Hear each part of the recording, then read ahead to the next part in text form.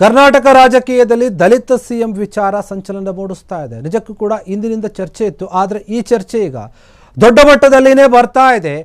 ಒಂದು ವೇಳೆ ಸಿಎಂ ಬದಲಾವಣೆ ಆಗೋದಾದರೆ ದಲಿತರಿಗೆ ಕೊಡಬೇಕು ಎನ್ನುವಂತಹ ಮಾತು.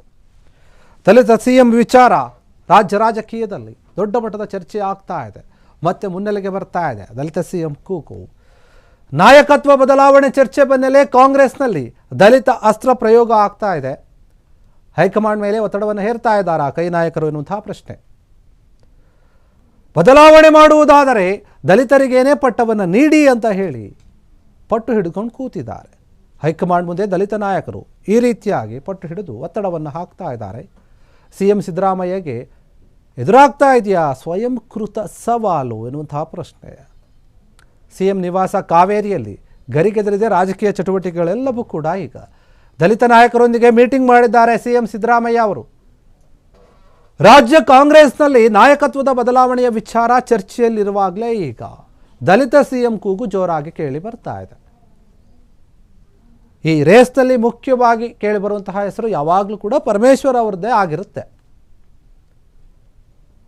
ಇನ್ನು ಬೇರೆ ಬೇರೆಯವರು ಕೂಡ ನಾವು ಇದ್ದೀವಿ ಅಂತ ಹೇಳಿದರು. ಸತೀಶ್ ಜಾರಕಿಹೊಳಿ ಯೂ ಟರ್ನ್ ಹೊಡೆದು ಈಗ ನಾನು ಸದ್ಯಕ್ಕಂತೂ ಈಗಿಲ್ಲ, ಮುಂದೆ ಬರುವಂತಹ 2028ಕ್ಕೆ ನಾನು ಇದ್ದೀನಿ ಸಿಎಂ ರೇಸಲ್ಲಿ ಅಂತ ಹೇಳಿದ್ರು.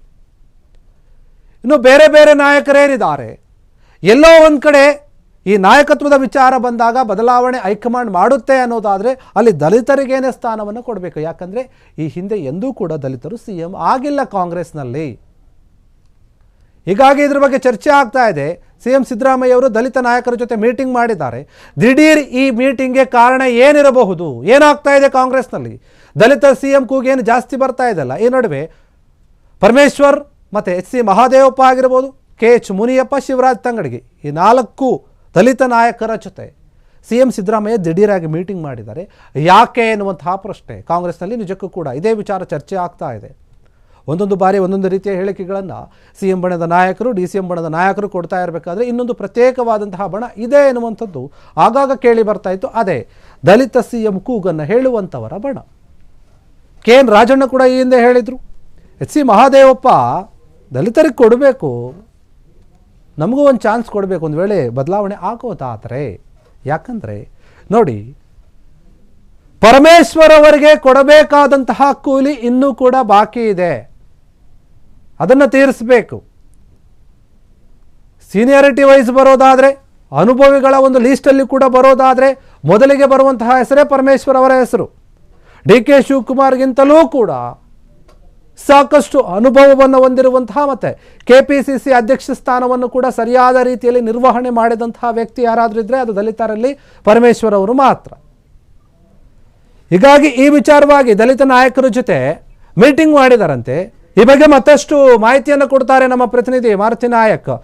ಏನಾಗ್ತಾ ಇದೆ ಮಾರುತಿ, ಈ ಒಂದು ಕಾಂಗ್ರೆಸ್ನಲ್ಲಿ ದಲಿತ ಸಿಎಂ ವಿಚಾರ ಸಾಕಷ್ಟು ಬಾರಿ ಈ ಹಿಂದೆ ಕೇಳಿ ಬಂದಿತ್ತು, ಆಗೇನು ದೊಡ್ಡ ಮಟ್ಟದಲ್ಲಿ ಆಗಿರಲಿಲ್ಲ. ಆದರೆ ಈ ಬಾರಿ ದೊಡ್ಡ ಮಟ್ಟದಲ್ಲಿ ಈ ದಲಿತ ಸಿಎಂ ಕೂಗು ಕೇಳಿ ಬರ್ತಾ ಇದೆ. ಅದರಲ್ಲಿಯೂ ಕೂಡ ಮುಖ್ಯಮಂತ್ರಿಗಳು ದಲಿತ ನಾಯಕರ ಜೊತೆ ಮೀಟಿಂಗ್ ಮಾಡಿರೋದೇ ಈಗ ದೊಡ್ಡ ಮಟ್ಟದ ಚರ್ಚೆ ಆಗ್ತಾ ಇದೆ. ಇದ್ರ ಬಗ್ಗೆ ಮತ್ತಷ್ಟು ಮಾಹಿತಿಯನ್ನು ನೀಡೋದಾದ್ರೆ.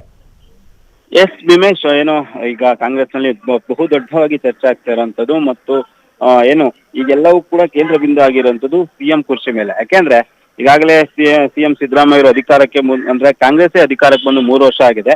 ಆದರೆ ಸಿಎಂ ಅವರು ಕೂಡ 3 ವರ್ಷಗಳ ಕಾಲ ಅಧಿಕಾರವನ್ನು ಅನುಭವಿಸಿದ್ದಾರೆ. ಮತ್ತೆ ಡಿ.ಕೆ.ಶಿ ಅವರಿಗೆ ಒಂದು ಚಾನ್ಸ್ ಕೊಡಬೇಕು, ಕನಿಷ್ಠ ಪಕ್ಷ ಉಳಿದಿರುವಂತ 2 ವರ್ಷಗಳ ಕಾಲ ಆದ್ರೂ ಡಿ.ಕೆ.ಶಿ ಅವರು ಸಿಎಂ ಆಗ್ಬೇಕು ಅಂತ ಅವರ ಆಪ್ತರು ಮತ್ತು ನಾಯಕರು ಕೂಡ ಒತ್ತಾಯ ಮಾಡ್ತಾ ಇರೋದು.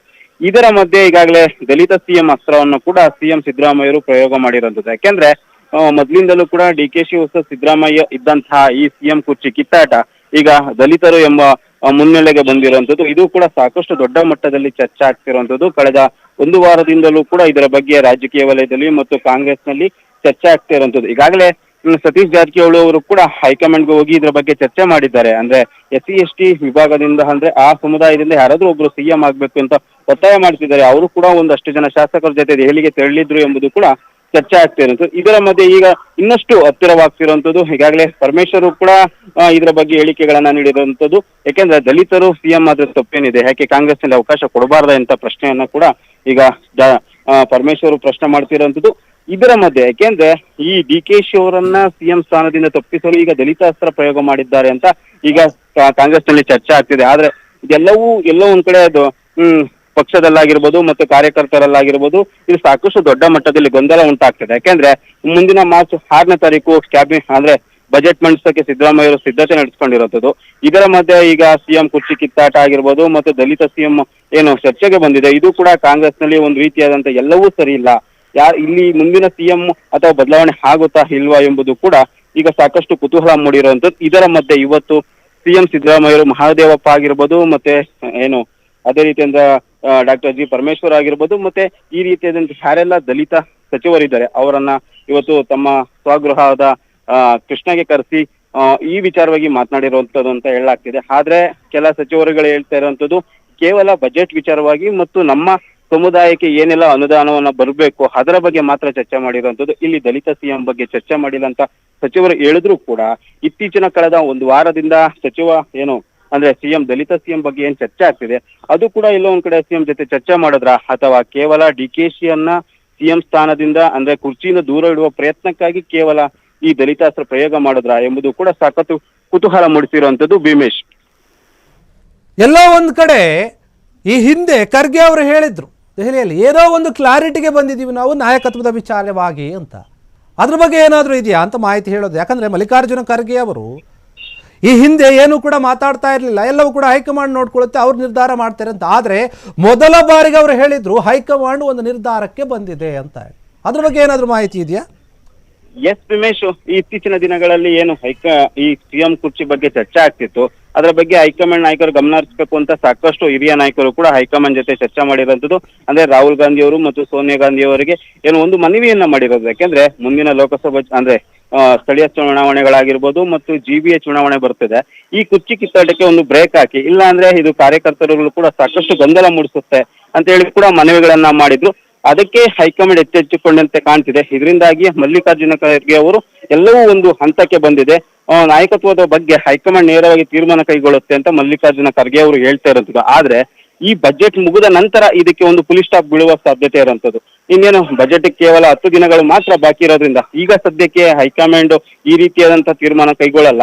ಮತ್ತೆ ಅದೇ ರೀತಿಯಾದ ಮುಂದಿನ ಏನು ರಾಜ್ಯ ಚುನಾವಣೆಗಳು, ಬೇರೆ ಬೇರೆ ರಾಜ್ಯದ ಚುನಾವಣೆಗಳಿದೆ, ಅದರಲ್ಲೂ ಕೂಡ ಹೈಕಮಾಂಡ್ ನಾಯಕರು ಬ್ಯುಸಿ ಆಗಿರೋದ್ರಿಂದ ಅವೆಲ್ಲವೂ ಮುಗಿದ ನಂತರ ಒಂದು ಹಂತಕ್ಕೆ ರಾಜ್ಯದಲ್ಲಿ ಬರಬಹುದು. ಆಗ ತಾನೇ ಏನು ರಾಜ್ಯದಲ್ಲಿ ಸಿಎಂ ಬದಲಾವಣೆ ಆಗುತ್ತಾ ಇಲ್ವಾ, ಸಿದ್ದರಾಮಯ್ಯ 5 ವರ್ಷ ಕಂಟಿನ್ಯೂ ಆಗ್ತಾರೆ ಎಂಬುದು ಕೂಡ ಹೈಕಮಾಂಡ್ ತೀರ್ಮಾನ ಮಾಡಬೇಕಾಗಿದೆ. ಆದ್ರೆ ಅಲ್ಲಿವರೆಗೂ ಕೂಡ ಕಾಂಗ್ರೆಸ್ ನಾಯಕರು ಸುಮ್ಮನೆ ಅಂದ್ರೆ ಡಿ.ಕೆ.ಶಿ ಪರ ಇರುವಂತಹ ನಾಯಕರು ಸುಮ್ಮನೆ ಇರ್ತಾರ ಅಥವಾ ಹೈಕಮಾಂಡ್ ಹೇಳುವವರೆಗೂ ಕೂಡ ಅವರು ಕಾಯ್ತಾರ ಅಥವಾ ಬಜೆಟ್ ಮುಗಿದ ತಕ್ಷಣ ಇದು ದೊಡ್ಡ ಮಟ್ಟದಲ್ಲಿ ಒಂದು ರೀತಿಯಾದಂತಹ ಕಲಹಕ್ಕೆ ಮತ್ತೆ ಚರ್ಚೆಗೆ ಗ್ರಾಸವಾಗುತ್ತೆ ಎಂಬುದು ಕಾದ್ ನೋಡ್ಬೇಕಾಗಿರುವಂತದ್ದು Bheemesh. Yes, thank you Maruti ತಮ್ಮೆಲ್ಲ ಮಾಹಿತಿಗಾಗಿ. ಇದು ನೋಡಿ, ಕಾಂಗ್ರೆಸ್ನಲ್ಲಿ ಇದೇ ಒಂದೇ ತಿಂಗಳಲ್ಲೇ ಸಾಕಷ್ಟು ಬೆಳವಣಿಗೆಗಳು ಆಗಿರುವಂಥದ್ದು. ಯಾಕಂದರೆ ನೋಡಿ, ಈ ವಿಚಾರ ಏನಿದೆ, ಒಂದು ತಿಂಗಳಲ್ಲಿ ಕಾಂಗ್ರೆಸ್ನಲ್ಲಿ ಸಾಕಷ್ಟು ದೊಡ್ಡ ಮಟ್ಟದ ಬೆಳವಣಿಗೆ ಆಗಿರೋದ್ರಂದ್ರೆ ಅದು ಇದೇ ತಿಂಗಳಲ್ಲಿ ಅಂತ ಅನಿಸುತ್ತೆ. ಯಾಕಂದರೆ ಕೆಲ ನಾಯಕರ ಫಾರಿನ್ ಟೂರ್ ಆಗಿರ್ಬೋದು, ಇನ್ನು ಹೊಸದಾಗಿ ಆಯ್ಕೆ ಆಗಿರುವಂತಹ MLAಗಳು ನಮಗೂ ಕೂಡ ಮಂತ್ರಿ ಸ್ಥಾನ ಕೊಡ್ರಿ ಅಂತ ಪತ್ರವನ್ನು ಬರೆದಿರುವಂಥದ್ದು, ಮತ್ತು MLCಗಳು ಕೂಡ ಪತ್ರವನ್ನು ಬರೆದಿರುವಂಥದ್ದು.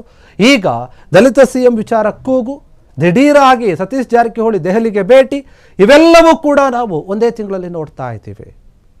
ಅದು ಕೂಡ ಬಜೆಟ್ ಹತ್ರ ಬರ್ತಾ ಇದೆ. ಈ ಸಮಯದಲ್ಲಿ ಈ ರೀತಿಯಾದಂತಹ ನಿರ್ಧಾರಗಳು ಯಾಕೆ? ಈ ರೀತಿಯಾದ ಪ್ರಶ್ನೆ ಇದೆ. ಹೀಗಾಗಿ ಏನಾಗುತ್ತೆ ಕಾಂಗ್ರೆಸ್ನಲ್ಲಿ ಕಾದ್ ನೋಡಬೇಕು. ಕ್ಷಣ ಕ್ಷಣದ ಸುದ್ದಿಗಳಿಗಾಗಿ ಫ್ರೀಡಂ ಟಿವಿ ಸಬ್ಸ್ಕ್ರೈಬ್ ಮಾಡಿ, ಲೈಕ್ ಮಾಡಿ ಹಾಗೂ ಫಾಲೋ ಮಾಡಿ.